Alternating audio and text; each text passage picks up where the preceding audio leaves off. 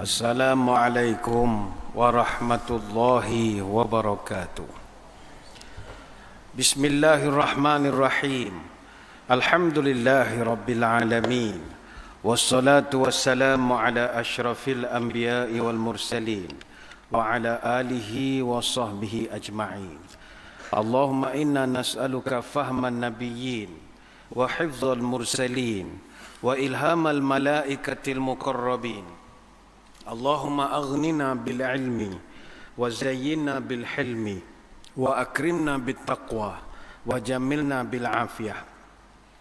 Nawaitu ta'alluma wa ta'lim wa tadhakkura wa tadhkir wa naf'a wal intifa' wal ifadah wal istifadah wal hatha ala tamassuki bi kitabillah wa sunnati rasulih wa du'a ila al huda wa dalalah ala al khair ibtigha'a wajhillah wa mardatihi wa qurbihi wa thawabihi lillahi ta'ala. Terima kasih yang berusaha acara majlis.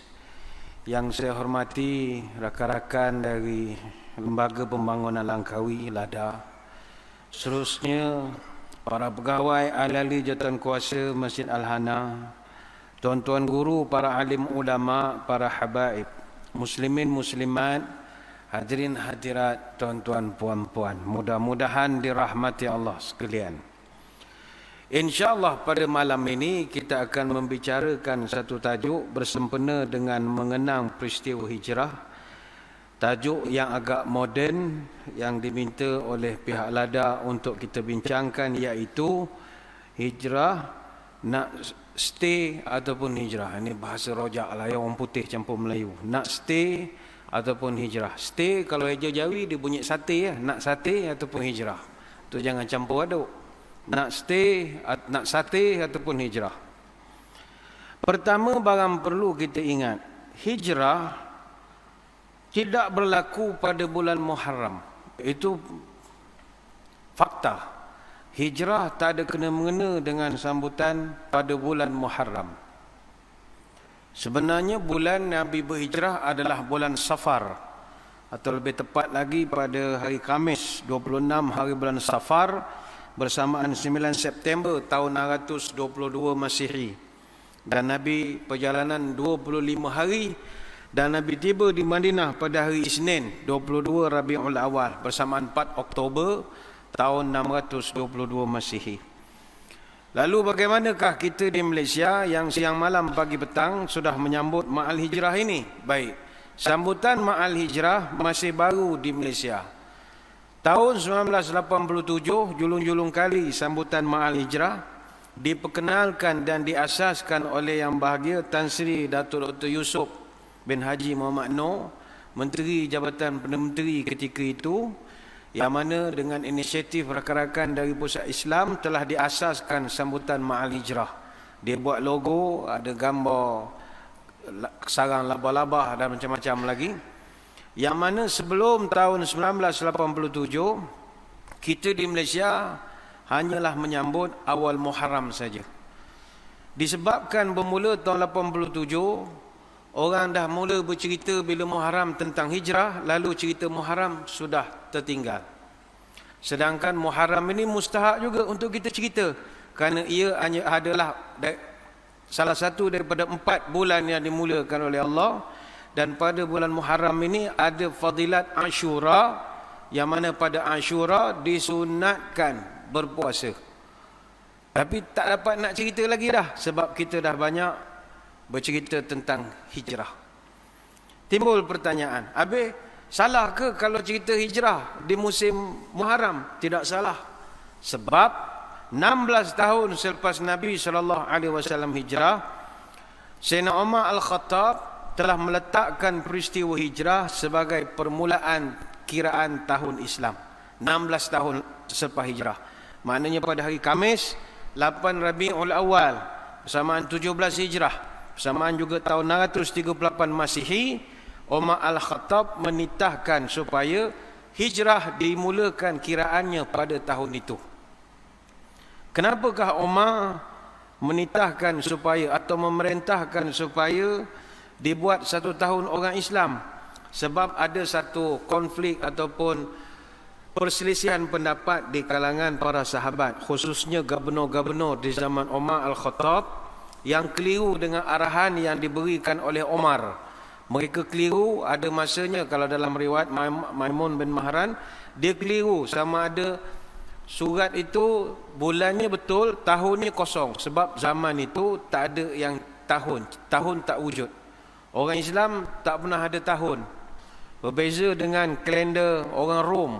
Orang Rom dia ada kalender Julian yang dah wujud tahun 46 sebelum Masihi, yang diasaskan oleh Julius Caesar dan mula digunakan pada tahun 45 sebelum Masihi. Orang Islam tak ada tahun. Zaman itu tahun hanya mengikut sempena. Nabi lahir 55 hari selepas serangan tentera bergajah, jadi tahun tu panggil tahun gajah. Tahun Hajar Aswad, tahun banjir besar dan macam-macam lagi. Zaman Abu Bakar tak ada tahun juga. Sebab Nabi tak buat, takkan dia nak buat. Siapa berani? Tapi bila Umar jadi pemimpin, ada cadangan supaya kita kena buat juga tahun untuk maslahah. Apatah lagi kita negara yang makin berkembang. Jadi kita kena ada satu sistem kalender supaya senang kita nak buat perancangan. Umar bersetuju. Lalu kata Umar, "Du'u lin-nasi syai'an ya'rifunahu min at-tarikh." Baiklah, panggil cerdik pandai di kampung kita, di negara kita ini, kumpulkan mereka supaya mereka boleh beri pendapat apakah peristiwa yang boleh dijadikan acuan untuk kita startkan tahun Islam. Ada di kalangan cendekiawan yang mencadangkan, tuan, kita guna sama je lah kalender Julian yang diasaskan oleh Julius Caesar. Dah wujud sejak tahun 46 sebelum Masihi, tuan. Apa salah kita standardize saja, gunakan. Kalender Julian ini lama dah, sekarang dah tak ada. Sekarang Gregorian. Jadi kalender Julian ni dicadangkan oleh cerdik pandai kepada Umar untuk kita guna sama. Tapi apa kata Sayyidina Umar? Kalau setakat guna yang orang, baik aku tak payah buat jawatan kuasa, aku sendiri boleh buat keputusan begitu. Tujuan buat jawatan kuasa, panggil orang cerdik, panggil sarjana untuk fikir benda baru. Kita buat apa nak ikut orang, kita buat yang kita. Kemudian mereka usulkan lagi. Kata Al-Hafiz Ibn Hajar Al-Asqalani, kanat al-qadayati allati untafiqat lahu wa yumkin an yuwarrikha biha arba'ah. Maka kata Ibn Hajar, para sahabat pun berbincanglah, bermesyuarat, berseminar, bersimposium. Akhirnya mereka telah bincang masak-masak. Ada 4 event yang pernah berlaku kepada diri baginda Nabi yang boleh dijadikan permulaan kiraan tahun Islam. Apakah 4 event itu? Maulidih, wa mab'asih, wa hijratih, wa wafatih. Pertama, ada yang usulkan kita start daripada Nabi lahir. Jadi Nabi punya kelahiran kita kira itulah yang first year. Second, ada yang mencadang wa ma ba'athih, ambil tahun dia diutuskan sebagai Nabi. Usul yang ketiga wa hijratih, kita ambil hijrahnya Nabi. Tapi ada usul yang keempat wa wafatih, kita ambil tarikh dia meninggal, dia wafat. Cendekiawan bahaskan, buat seminar, buat bengkel. Farajaha indahum ja'alaha minal hijrah. Sepakat mereka setuju ambil hijrah. Apa sebab? Li'anna al-maulid wal mab'ath. Kerana 2 event, iaitu lahirnya Nabi dan tarikh dia dilantik sebagai Nabi, la yakhlu wahid minhuma minan niza'. Perdebatan tentang bila tarikh yang tepat masih belum selesai. Fi ta'yinis sanah, pada menentukan tahun berapa, itu para sahabat sendiri pun tak tahu. Nabi lahir tahun bila, hari apa, tidak ada ketetapan. Bukan zaman itu, sampai sekarang pun. Sampai sekarang pun kalau kita sambut Maulid Rasul, ada setengah penceramah, dia kata tak boleh sambut. Sebab itu tarikh kita sambut itu adalah tarikh kewafatan Nabi. Adalah dalil-dalil dia. Jadi masih belum selesai sampai sekarang. Jadi kata para sahabat, jangan ambil maulid, jangan ambil tarikh diutuskan. Wa amma waqtul wafat fa'aradu anhu. Waktu wafat Nabi pun tak boleh ambil. Lima tuwakki'u bi dzikrihi minal asaf alaih fahsara bi fil hijrah. Sebab kata sahabat, kalau kita ambil tarikh wafat Nabi sebagai tarikh permulaan Islam, nescaya tiap-tiap tahun umat Islam menyambut tahun baru dengan tangisan dan kesedihan. sebab mengenangkan Nabi dah pergi meninggalkan kita. Betul juga. Sambutan 1 Muharram, biasa masjid buat baca doa awal tahun, akhir tahun dengan awal tahun.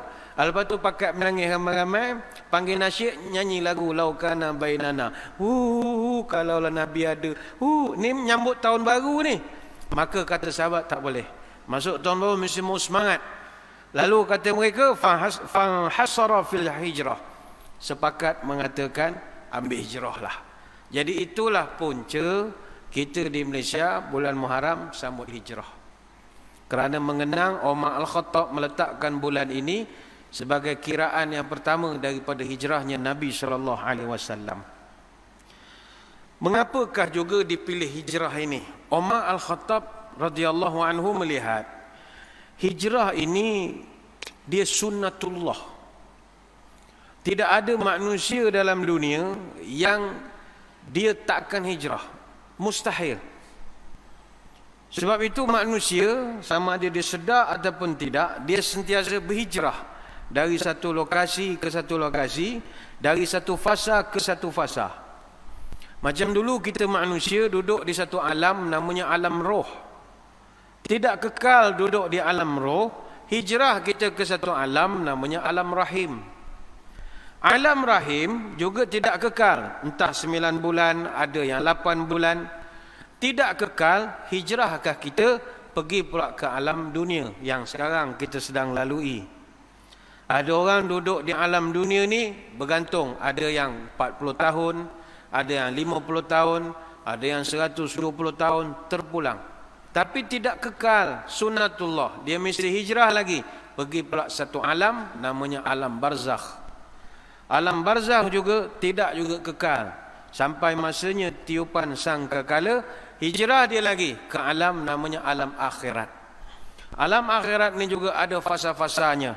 Fasa mahsyarnya, fasa hisab, fasa macam-macam lah. Nak menyampaikan kita ke lokasi abadi, sama ada surga ataupun neraka. Artinya hijrah adalah sunnatullah.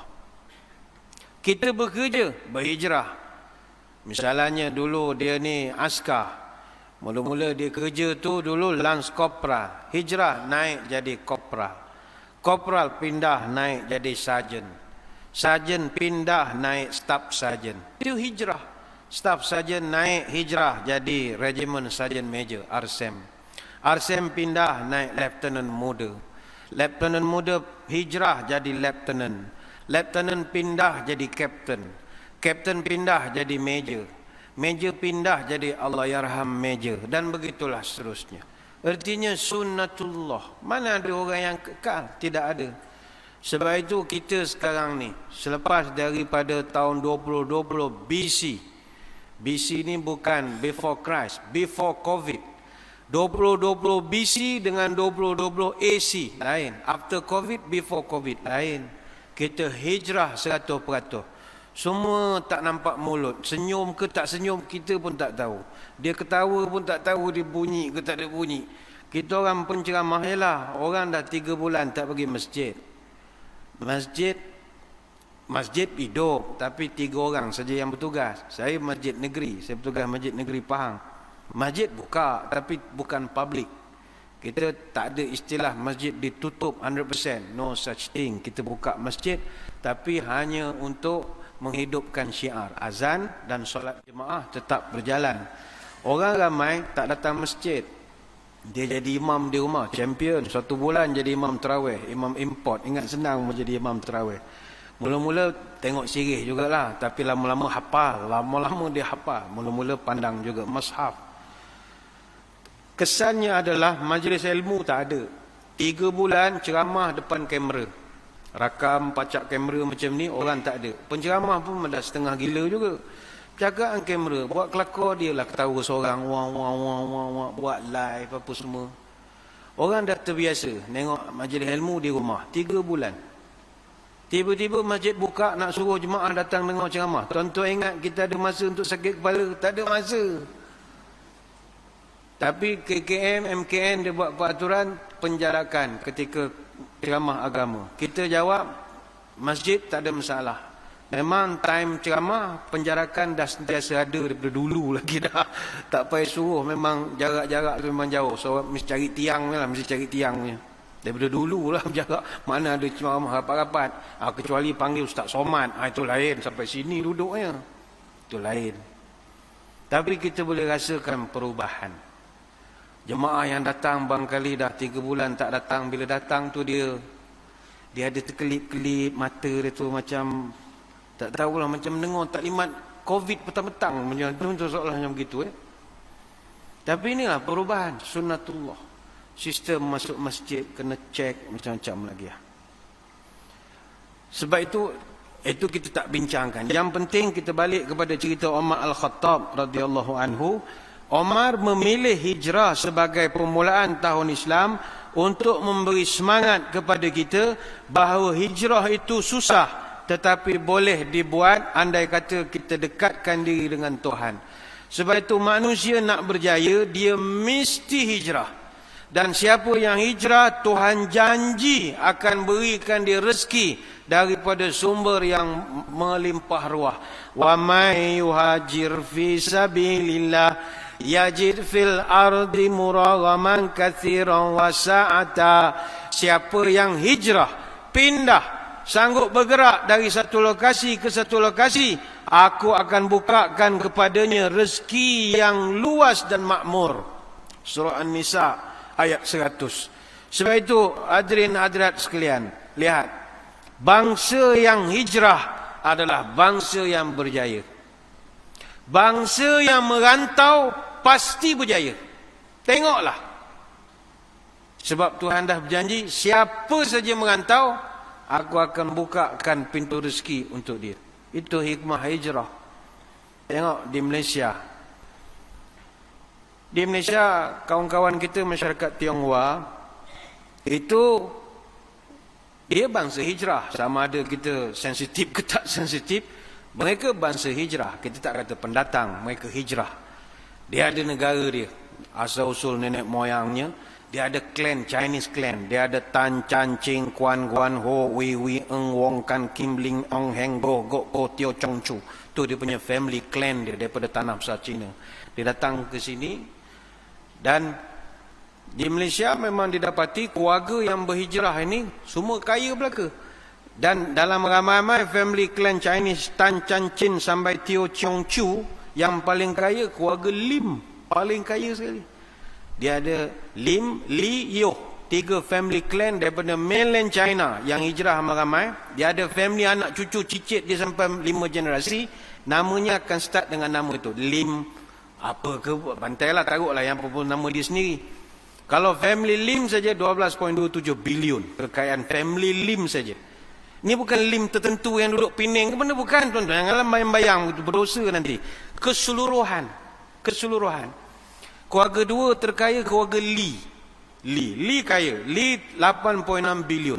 Lepas tu kawan-kawan kita kalau Cina kau nama apa? Li sekian-sekian. Kalau dia miskin suruh dia tukar nama je lah. Engkau Li, keluarga engkau aset saja 8.6 bilion. Yang keluar senaran ni majalah Forbes. Forbes ni kerja dia busybody dengan harta orang. Tu kerja dia. Dia memang kaji betul berapa duit orang tu ada. 8.6 bilion. Sebab tu orang nama Li jarang miskin. Paling tu pun Lee Chong Wei. Tu pun kaya jugalah, main badminton. Kaya juga. Ada satu keluarga bawah sikit, keluarga Yo. 4.3 bilion. Ni semua bilion-bilion semua. Dan ini bukan fitnah. Apa pula cerita duit orang bukannya fitnah. Cerita membuktikan benar kalau disebut orang yang hijrah itu pasti dapat kejayaan. Bahkan kalau Bumi Putera Melayu pun, kalau yang asal daripada tempat hijrah, itu pun lebih berjaya berbanding anak tempatan lokal. Nak Melayu kan ada juga campurannya. Melayu kan ada Jawa, Bugis, Banjar, Boyan, Kampar, Kerinci, Mandailing, Minangkabau, Rawa, Johor Riau, macam-macam lah. Macam sini ada pula Siam, macam-macam lagi. Kalau yang datang dari penghijrahan, itu lebih berjaya daripada yang lahir anak pinak di sini. Perhatikanlah. Sebab telah diberi janji oleh Tuhan. Kalau orang Cina bukan sekadar di Malaysia, bahkan mana-mana Cina saja yang berhijrah ke seluruh dunia, majalah Forbes mengatakan orang Cina yang tinggal di luar mainland China Mereka kuasai aset dunia lebih pada 3 triliun US dollar. Kaya betul. Kaya betul. Mereka kuasai 81% ekonomi di Thailand. Mereka kuasai 73% ekonomi di Indonesia. Mereka kuasai 60% ekonomi di Filipina. Dan mereka kuasai kurang lebih lah 63% ekonomi di negara kita. Suka tak suka, marah ataupun gembira, kerana apa mereka berjaya? Mereka orang merantau. Orang merantau jauh lebih berjaya daripada orang tempatan. Dan itu adalah fakta. Saya ingat Bangladesh pun tak lama lagi. Saya ingat dia buka supermarket lagi besar daripada kita. Don't play. Sekarang ni dia beli mesin jahit saja satu. Gede. Lama-lama dia boleh buka lebih besar daripada itulah. Sebab orang merantau berdagang, dia ada semangat untuk mencipta kejayaan. Berbanding dengan orang yang tidak mahu merantau atau tak pernah keluar pun daripada kampung dia. Kata para ulama tafsir ketika mengulas ayat An-Nisa ayat 100, siapa yang hijrah Allah buka rezeki dia. Kata ulama tafsir, jangankan manusia, haiwan sekalipun, kalau mereka terdiri daripada haiwan hijrah, haiwan itu akan lebih berjaya berbanding haiwan yang lain. Perhatikanlah. Macam di dunia sekarang, kalau kita cerita burung, Langkawi dia terror dengan burung dia. Burung, besar burung, Langkawi. Orang panggil helang kawi itu kuat bahasa Arab. Langkawi. Helang yang gagah perkasa, Langkawi. Dalam dunia ada 10,000 spesies burung, kurang lebih. Daripada 10,000 spesies burung, 1,800 spesies adalah daripada jenis migratory birds, burung hijrah. Macam kita di Langkawi kurang lebih ada 230 spesies burung, sama ada burung residen maupun burung hijrah, mana bumi putra ataupun bukan bumi putra. Yang paling popular burung lang merah, ataupun orang panggil Brahmini kite, apa ke nama. Baru-baru ni Bahluli tuanku Al-Aminul Karim Sultan Salahuddin Ibn Al-Marhum Sultan Badli Shah berkenan memberikan kunia gelar Mahawangsa, apa ke nama, burung Mahawangsa. Betul, burung lang merah yang menjadi simbol kepada kegagahan Langkawi. Kalau kita di Langkawi ni, kalau kawasan Sungai Kilim yang menjadi sebahagian daripada Langkawi Geopark, itu memang heaven betul untuk kawasan burung-burung hijrah. Antara burung hijrah yang singgah, brown shrike, tirjup coklat, ataupun Chinese pond heron, pocong Cina, apa. Ini semua burung hijrah, memang cantik-cantik. Kalau jurugambar foto, saya fahamkan tiap-tiap tahun, ni before COVID lah, after COVID tak tahu ada tidak. Before COVID, Langkawi ada acara apa ke, ambil gambar, panggil orang luar datang. Pengsan dia tengok burung hijrah, cantik-cantik. Warna-warni macam lukisan, memang cantik betul.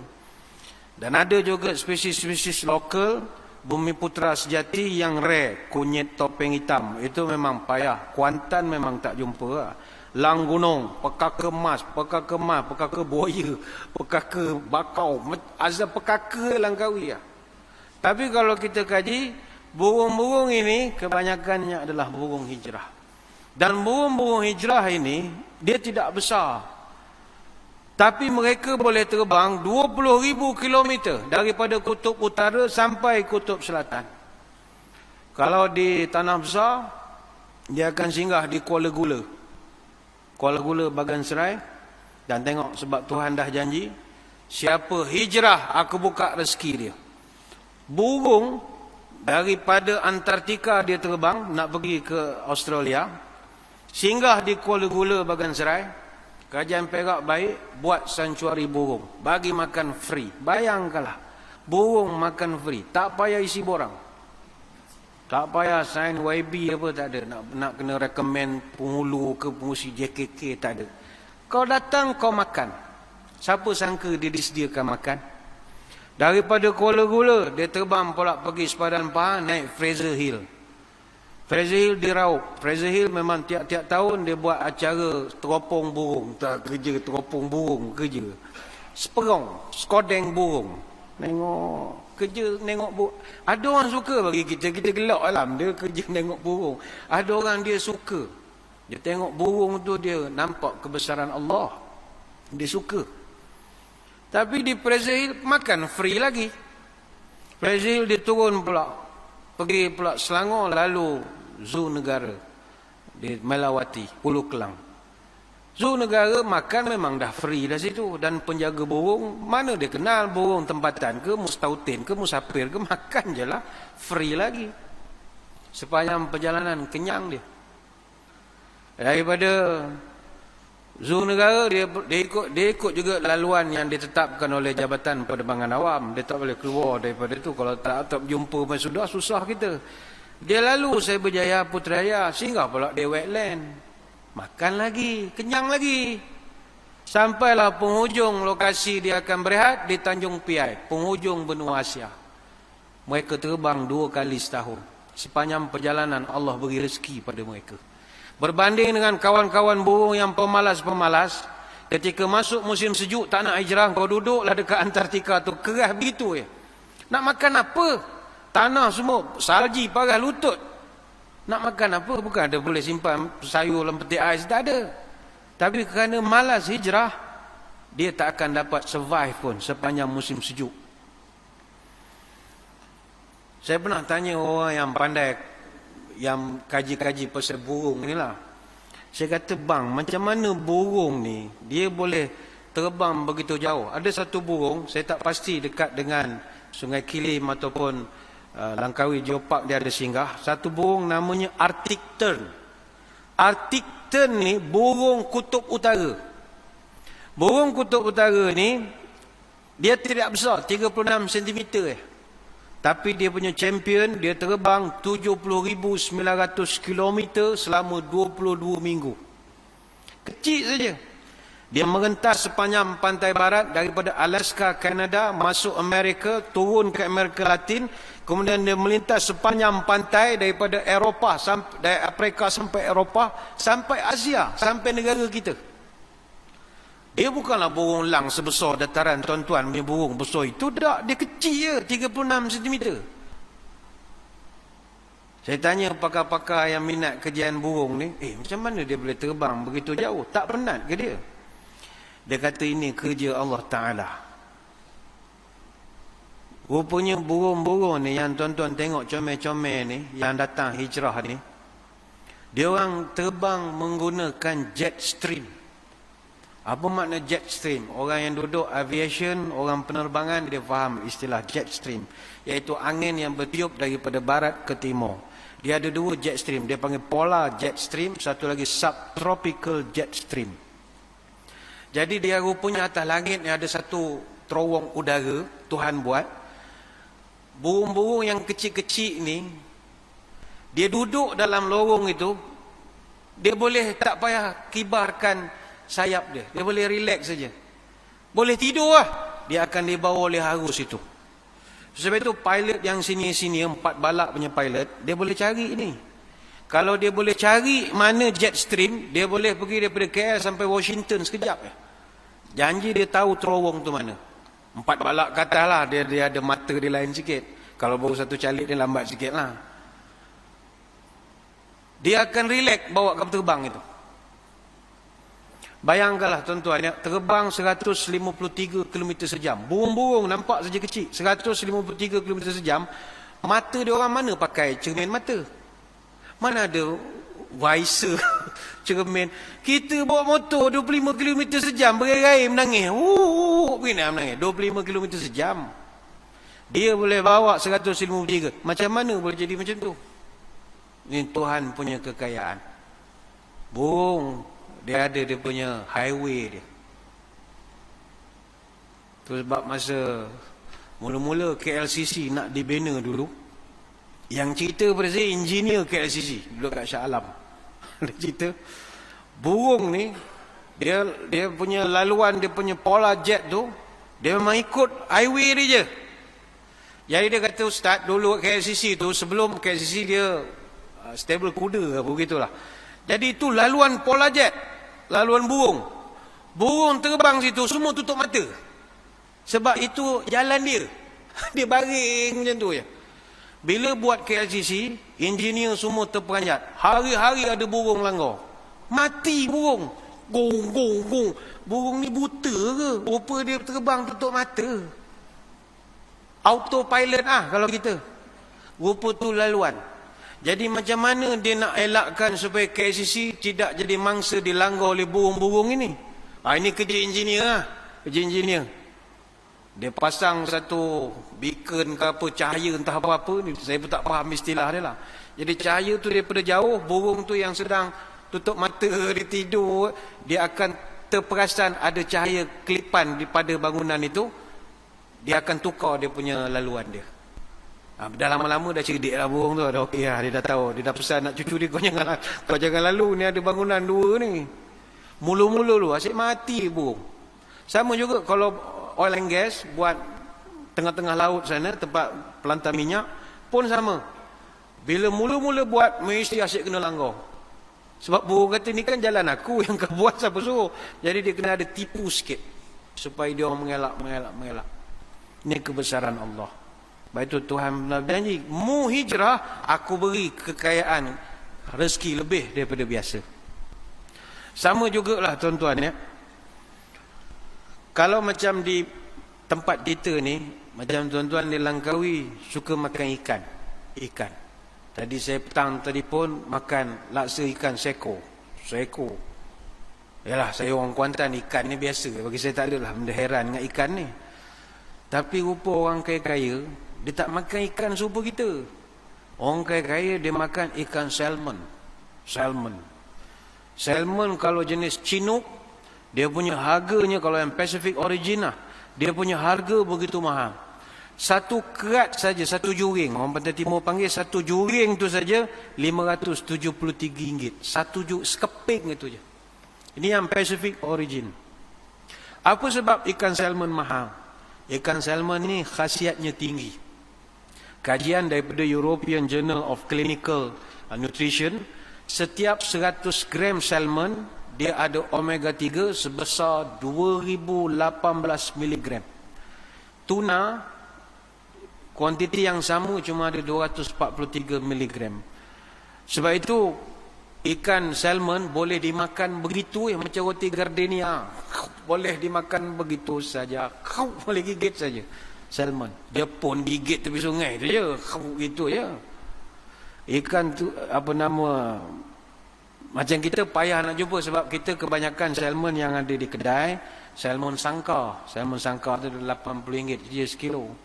Salmon ni rupanya dia jadi mahal dan khasiatnya tinggi sebab dia haiwan hijrah. Salmon ni dia hidup di dua jenis air. Air tawar, air masin. Rupanya salmon ini dia asalnya lahir di sungai. Telurnya semua di sungai. Tapi dia akan membesar dan bermain di tengah laut. Dan bila dia dah pencen, dia akan balik semula ke sungai. Dia tak nak pencen di laut sebab dia asal daripada sungai. Jadi perjalanan dia nak balik ke sungai bukan naik feri, tidak. Dia nak balik ke sungai, dia berenang 6 bulan melawan arus laut daripada North Pacific Ocean, dari Bering Sea sampai ke Yukon River di Alaska, jaraknya 3,000 km, naik bukit 7,000 kaki lagi. National Geographic tiap tahun ada buat cerita pengembaraan salmon daripada laut balik ke sungai.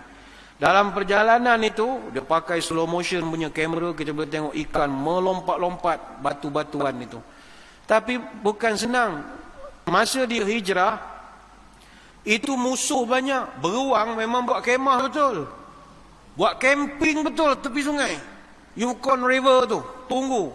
Melompat ikan, pam, dia tangkap. Jadi mana yang melepasi daripada ancaman, memang itu ikan paling mahal sekali. Tak campur kaki pancing lagi. Kenapa nilainya begitu tinggi? Kerana dia adalah binatang hijrah. Tapi sebab orang Malaysia ni, dia rasa yang datang pada mereka semuanya hebat semua. Dia tak tahu di Malaysia pun kita ada ikan hijrah juga, tapi tak begitu popular.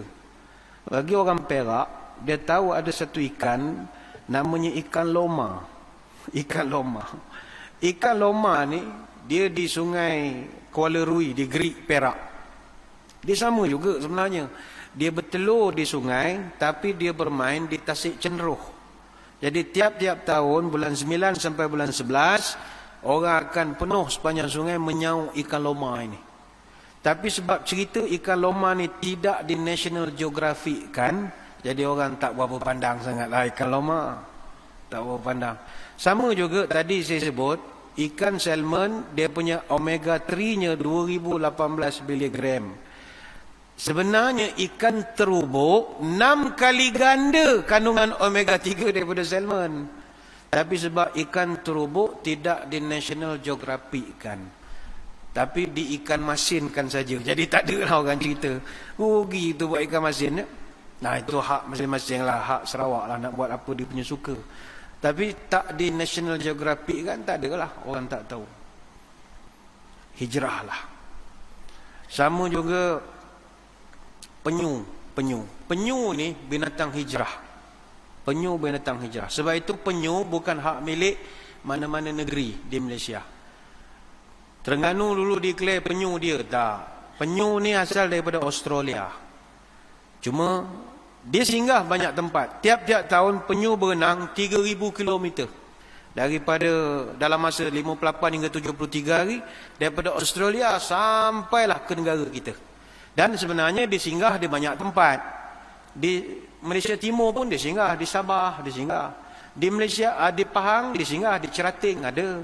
Di Mersing pun singgah. Di air papan dia singgah. Tapi sebab Pahang dengan Johor dia tak ambil tahu sangat hal penyu. Sebab dia sibuk bola, jadi dia tak ambil tahu sangat lah hal penyu ni. Singgah lah, ada makan, tak ada balik je lah. Macam Terengganu dia minyak banyak, jadi duit tak habis. Marah pula orang Terengganu kan. Dia ada duit lah nak buat sanctuary penyu. Sanctuary penyu mahal tuan-tuan, kena buat universiti. Sebab kita nak kaji penyu punya pergerakan, kena pakai sonar, ada satelit, ada teknologi lah. Bukan sanctuary burung tak apa, tabur makan dia singgah je lah. Ini penyu besar, daripada dia kecil tu nak jaga macam tadi kau, suhunya apa. Dia kan penyu beranak tinggal. Anak dia kita menjaga. Jaga, tagging, satelit, bubur nama. Terengganu duit tak habis dia buat. Siap buat universiti. Universiti Malaysia Terengganu. Kerjanya antara kaji penyu.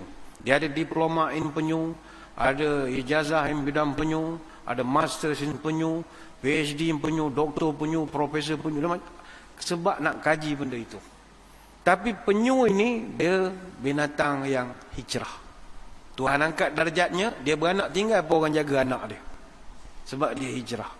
Saya juga pernah tanya kepada orang pakar oceanografi. Macam mana penyu pemalas jalan terhege-hege tapi boleh berenang daripada Australia sampai sini ya? Terror betul penyu. Tengokkan fizikal dia terhege-hege. Macam mana dia boleh berenang begitu jauh sekali?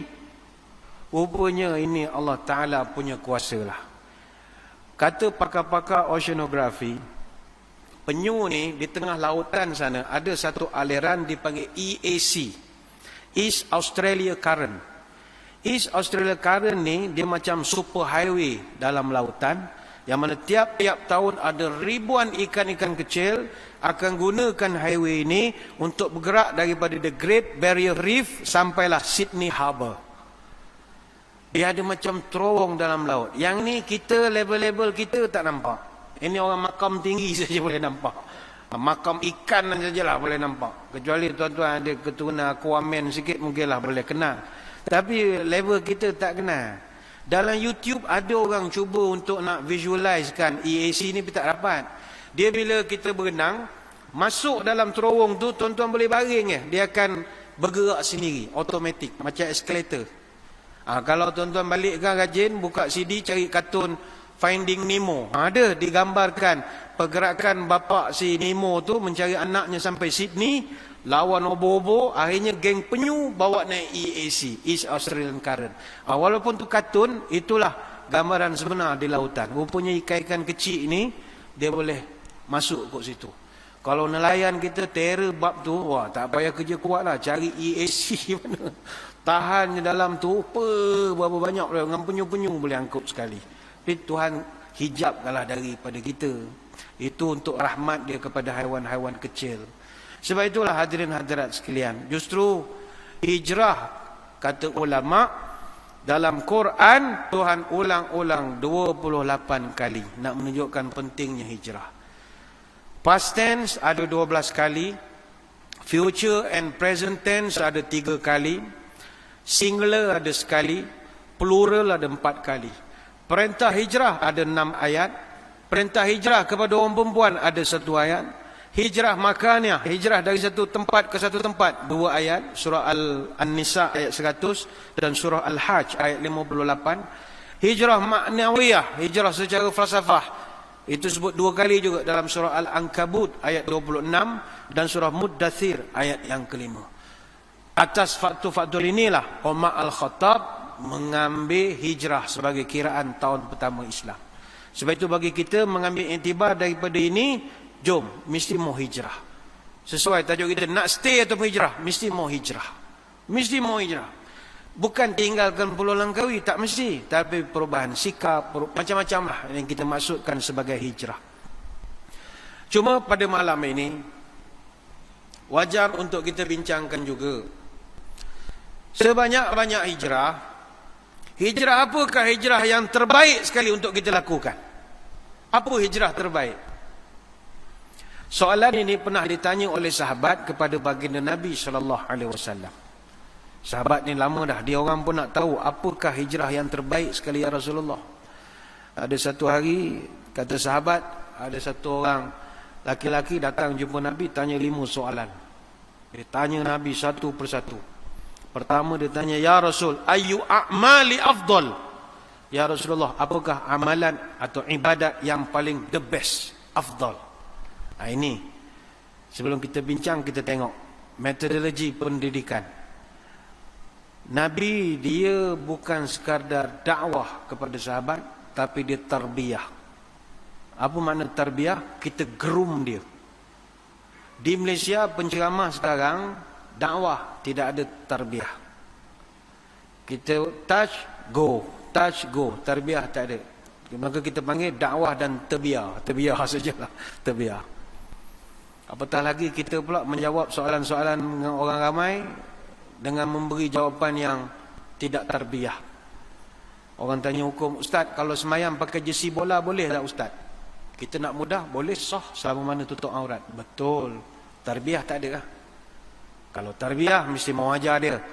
Boleh, tapi afdal pakai putih, pakai wangi-wangi, pakai cantik-cantik. Itu cara Nabi buat. Nabi dia bukan sekadar seru, tapi groom. Sebab itu sahabat kalau dengan Nabi tak tanya soalan remeh. Dia akan tanya, ya Rasul, kalau ibadat apa yang the best? Dia orang tak tanya, kalau gini boleh tak? Tak.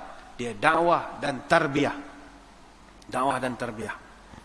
Jadi balik kepada soalan sahabat, dia tanya, ya Rasul, apakah amalan yang paling terbaik sekali? Nabi jawab, amalan paling terbaik tulul qiyam. Amalan paling terbaik untuk engkau buat adalah berdiri lama dalam sembahyang. Ini payah sikitlah nak buat. Berdiri lama dalam sembahyang. Nabi kalau sembahyang memang lama. Walaupun ada penceramah bagi tahu jangan sembahyang lama sangat, sebab nanti kita akan menyebabkan orang marah kalau imam baca panjang. Nabi dulu baca pendek. Baik, pendeknya Nabi itu bukan pendek macam kita. Izaja, ina a'taina, kuliah, itu memang pendek betul. Nabi punya ukuran pendek lain. Sebab itu ulama membahaskan, Nabi kalau sembahyang fardu, apa bacaan di dalam sembahyang subuh? Ada satu riwayat kata Amr bin Haris, sami'tu Nabi sallallahu alaihi wasallam yaqra'u fil fajri idza syamsu kuwirat. Saya dengar kalau Nabi jadi imam sembahyang subuh, dia akan membaca idza syamsu kuwirat, surah At-Takwir. Surah At-Takwir ini juzuk 30. Ada berapa ayat? 29 ayat. Tidak pendek jugalah. Dalam Sahih Bukhari Muslim ada riwayat yang berbeza. Ada yang mengatakan Nabi kalau sembahyang subuh dia biasa membaca surah Al-Waqiah. Waqiah berapa ayat? 96 ayat, tidak pendek juga. Atau membaca surah Mu'minun 118 ayat. Ada masa membaca surah At-Tur 49 ayat. Ada masa membaca surah Ar-Rum 60 ayat. Ada masa membaca Yasin 83 ayat. Dan yang paling popular kata sahabat Nabi membaca surah As-Saffat. Saffat ada 182 ayat. Sehingga kata sahabat walaupun surah As-Saffat panjang 182 ayat, tapi bagi kami itu biasa saja. Macam Izaja bagi kami biasa. Satu rakaat 180 ayat normal bagi para sahabat. Lah mungkin ada kata yalah semain subuh memanglah panjang ustaz. Cuba cek semain zuhur berapa panjang Nabi baca. Tuan-tuan, kata Abu Sa'id Al-Khudri radhiyallahu anhu, laqad kanat salatu zuhri tuqam. Satu hari sembahyang zuhur dah diazankan, fayadhhabu zahib ila al-baqi'. Ada satu orang sahabat dia nak syishi, nak buang air kecil. Masjid Nabi tak ada tandas, so dia pergi ke Baqi'. Baqi', tuan-tuan yang selalu pergi ziarah Madinah, Masjid Nabi yang asal dekat Kubah Hijau, Baqi' dekatlah 400 meter lebih kurang macam tu. Dia pergi ke Baqi', fayaqdi hajatahu thumma yatawadda. Dia pun buang air di situ, kemudian dia cari tempat berwuduk, dia ambil wuduk. Thumma ya'ti wa Rasulullah fi rak'atil ula mimma yutawwiluha. Ketika dia balik semula ke Masjid Nabawi dalam keadaan dah ada air semayang, dia tengok masa tu Nabi masih rakaat yang pertama semayang zuhur. Mana panjanglah bacaan Nabi. Sempat Muhammad ni Nabi komat, dia keluar. Nabi dia datang masih rakaat pertama. Baqi' bukannya dekat 400 meter juga.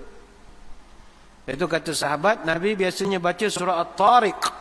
Itu normal At-Tariq. Tariq dalam 17 ayat.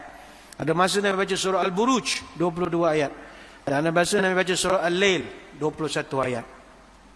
Kalau sembahyang maghrib, biasa ustaz-ustaz, imam-imam dipesan oleh pejabat agama, jabatan agama, maghrib jangan panjang, baca pendek-pendek sudah.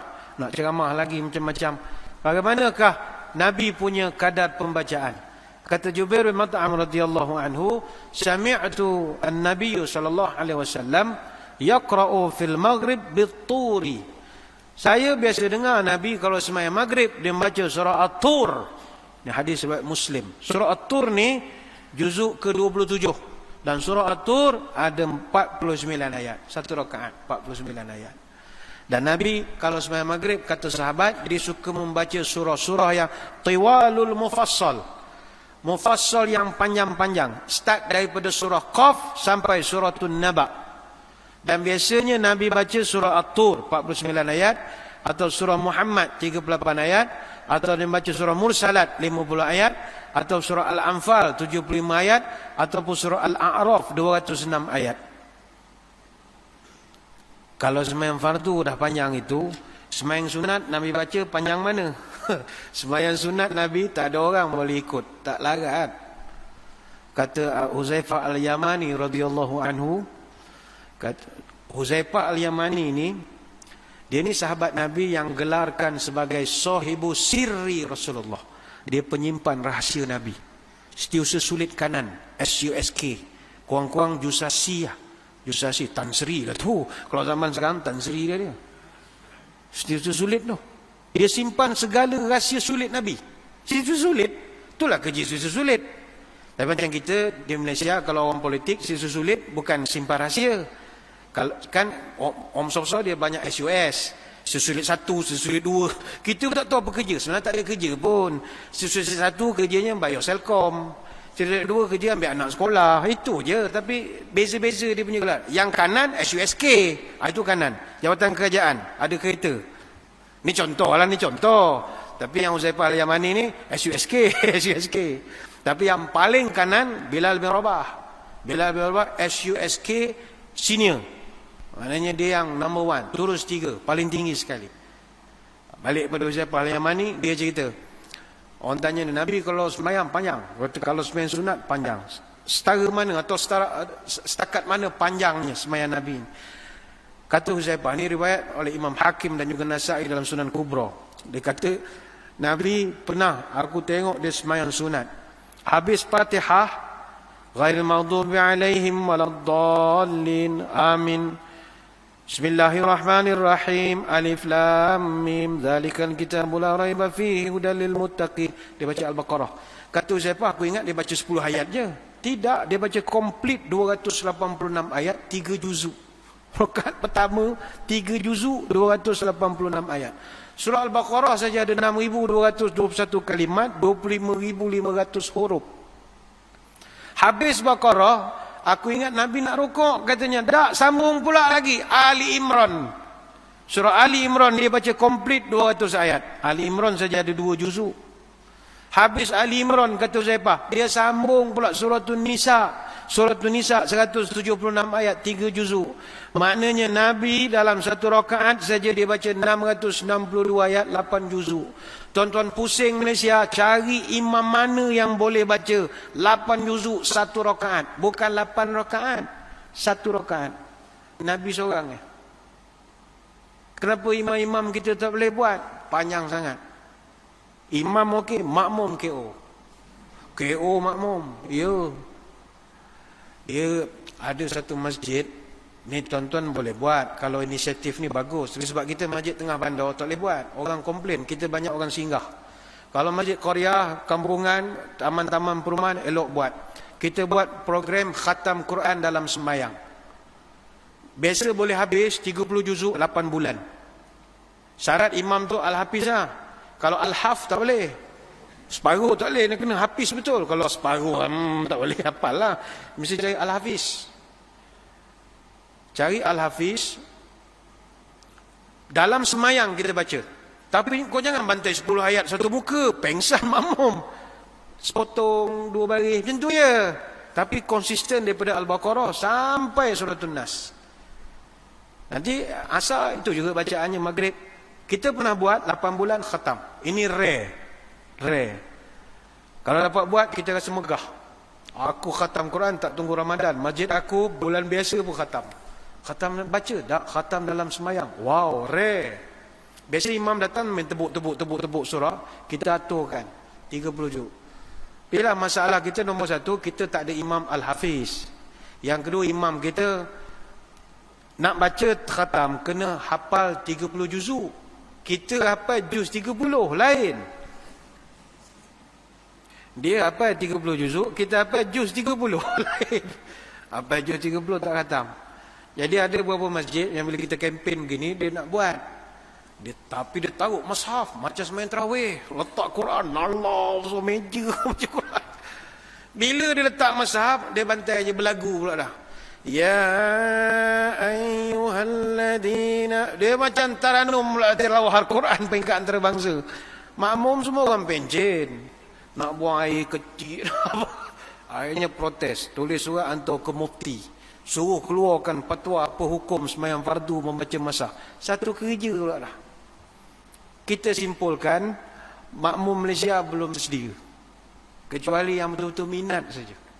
Yang betul-betul minat saja. Sebab itu, bila sahabat tanya Nabi, apa ibadat paling bagus ya Rasul? Berdiri lama dalam sembahyang. Berapa orang kita pernah berdiri lama dalam sembahyang? Tak ada. Tapi kena cuba jugalah berdiri lama dalam sembahyang. Seumur hidup dapat sekali pun jadilah. Kalau tak larat ikut orang, buat sendiri pun boleh. Sembahyang sunat, dia benarkan baca mushaf. Jadi tuan-tuan sembahyang qiyamul lail, tahu Quran besar, sembahyanglah qiyamul lail, baca Quran. Boleh dibenarkan sembahyang sunat. Mana rakaat pertama 10 ayat, rakaat kedua 10 ayat. Baca biar berlagu-lagu sikit. Alif lam mim. Semayang. Zalikal kitabu la raiba fihi hudal lil muttaqin. Wah, syok. Tapi pastikan bekalan elektrik semua, lampu jangan ada trip apa semua. Sebab kalau blackout, diam terus imam. Qul huwallahu ahad. Itu yang diingatnya. Tapi tak apalah, at least cuba. Itulah Nabi semayang bengkak kaki. Ini puncanya yang kita selalu baca hadis dengan hadis.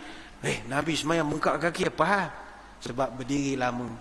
Kita pun semayang bengkak kaki, tapi go out, salah makan. Nabi memang semayang. Itu antara soalan saya. Sahabat tanya lagi apa haji yang paling afdal, apa macam-macam. Sampai soalan yang kelima saya ringkaskan. Ditanya kepada Rasul, ya Rasulullah, ayu hijrati afdal? Apakah hijrah terbaik sekali ya Rasulullah? Maka dijawab oleh Nabi, antahjura ma kariha rabbuka. Hijrah terbaik nombor 1 adalah kau tinggalkan apa-apa yang Tuhan tak suka kau buat. Tinggalkan. Tuhan tak suka bergaduh, jangan bergaduh. Tuhan tak suka engkau tak bertegur adik-beradik, tegurlah adik-beradik. Tuhan suka tutup aurat sempurna, tutup aurat sempurna. Tuhan tak suka engkau tinggal sembahyang, jangan tinggal sembahyang. Apa saja kebaikan yang kita buat dengan niat nak menjauhkan murkanya Allah, itulah hijrah yang terbaik sekali. Maka hadirin hadirat sekalian, begitulah sedikit sebanyak sembang-sembang kita pada kesempatan malam ini. Di atas tajuk nak stay atau nak hijrah. Sudah pastilah kita nak hijrah, supaya kita ini sentiasa dapat explore benda-benda baru. Allah sayang kita dunia sampai akhirat. Banyak nak diterangkan tapi masa kita tak mengizinkan, kerana berdasarkan SOP yang telah ditetapkan, kita ada had masa tertentu juga untuk pelaksanaan majlis-majlis keilmuan sebegini. Sama-samalah kita berdoa kepada Allah, moga Allah mengembalikan suasana kita seperti suasana 2020 BC lah, before COVID. Mudah-mudahan dapat kembali meriah majlis-majlis ilmu dan negeri dan negara kita selamat daripada wabak ini, mudah-mudahan. Kita tutup pertemuan ini dengan sedikit doa, moga Allah mempermudahkan majlis dan usaha kita. A'udzubillahi minasyaitonirrajim. Bismillahirrahmanirrahim. Allahumma salli wa sallim ala sayyidina Muhammad salatan tukhrijna biha min zulumatil wahmi. Allahumma tawil umurana wa sahih ajsadana wa nawwir qulubana wa thabbit imanana wa ahsin a'malana wa wasi' arzaqana wa ilal khairi qaribna wa anil syarri ab'idna wa qdi hawaijana fid din wad dunya wal akhirah innaka ala kulli syai'in qadir. Ya Allah, panjangkanlah umur kami, sihatkanlah tubuh badan kami, terangkanlah hati kami, tetapkanlah iman kami, elokkanlah amalan kami, luaskanlah rezeki kami, dekatkanlah kami dengan kebaikan, jauhkanlah kami dari kejahatan, kabulkanlah segala doa kami, sama ada dalam urusan agama, dunia ataupun akhirat. Subhanakallahumma wa bihamdika nasyhadu an la ilaha illa anta nastaghfiruka wa natubu ilaik. Wa sallallahu ala sayyidina Muhammadin wa ala alihi wa sahbihi wa baraka wasallam. Walhamdulillahi rabbil alamin. Wabillahi taufiq wal hidayah. Wassalamualaikum warahmatullahi wabarakatuh. Wallahu a'lam.